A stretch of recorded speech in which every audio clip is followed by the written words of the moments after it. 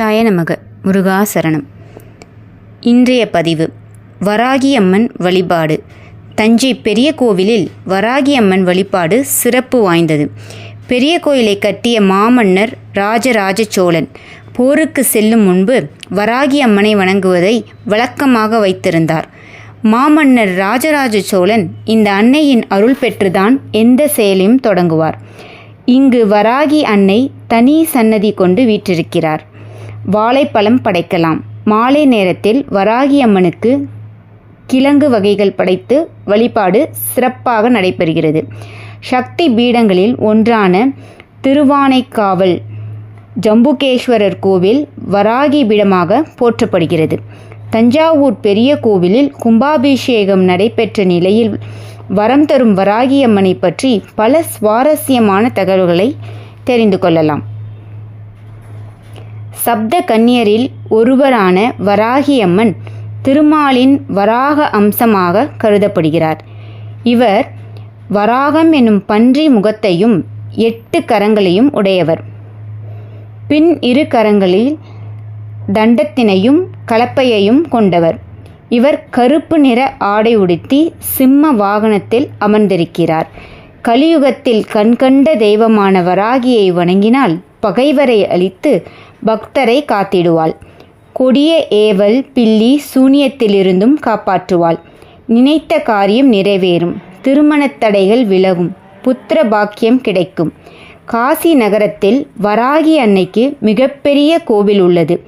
இங்குள்ள வராகியை நேரடியாக தரிசிக்க முடியாத துவாரர்களின் வழியாக தரிசிக்க முடியும். ஞாயிற்றுக்கிழமைகளில் வராகியை வழிபட்டால் நோய்கள் தீரும். திங்கட்கிழமையில் வழிபட்டால் மனநல பாதிப்புகள் நீங்கும். வீடு நிலம் தொடர்பான பிரச்சனைகள் தீர செவ்வாய்க்கிழமையில் வராகியை வழிபடலாம். கடன் தொல்லைகள் தீர புதன்கிழமை வழிபடலாம். குழந்தை பேறு கிடைக்க வியாழக்கிழமை வழிபடலாம். கல்வி கேள்விகளில் சிறந்து விளங்கும் வியாழக்கிழமை வழிபடலாம். வெள்ளிக்கிழமை வழிபட நினைத்த காரியம் நிறைவேறும். அன்பான அன்னை வராகி சப்த மாதர்களில் வராகி அம்மன் உக்கிரமான தெய்வமாக பார்க்கப்பட்டாலும் அன்பை பொழிவதிலும் அன்னைக்கு நிகரானவள் வராகி.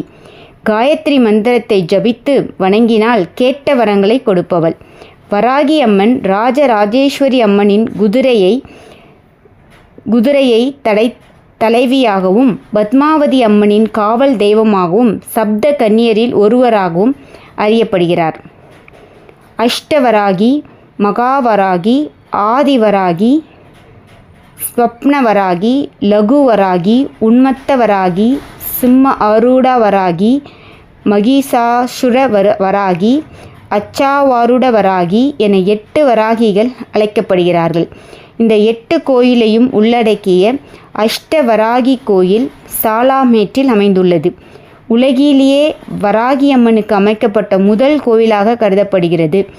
இதேபோல் நாகப்பட்டினம் மாவட்டத்தில் உள்ள வழுவூர் வீரட்டேஸ்வரர் கோயில் வராகி வழிபட்ட தலமாக அறியப்படுகிறது.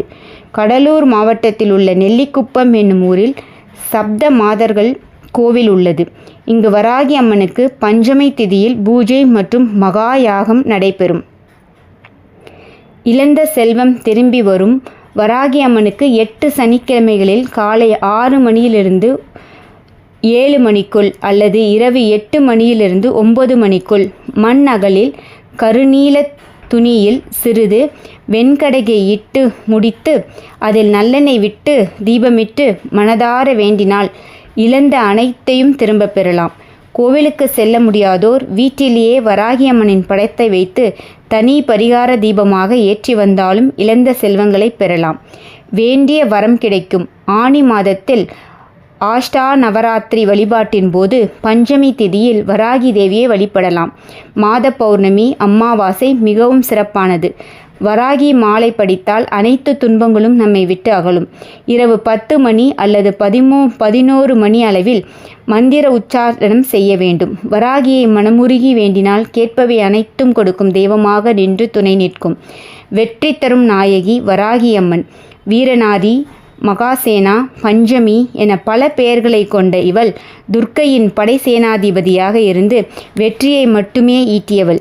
இந்த அன்னைக்கு காயத்ரி மந்திரத்தை ஜெபிப்போருக்கு கேட்ட வரங்களை தரக்கூடியவள். வராகி காயத்ரி மந்திரம்.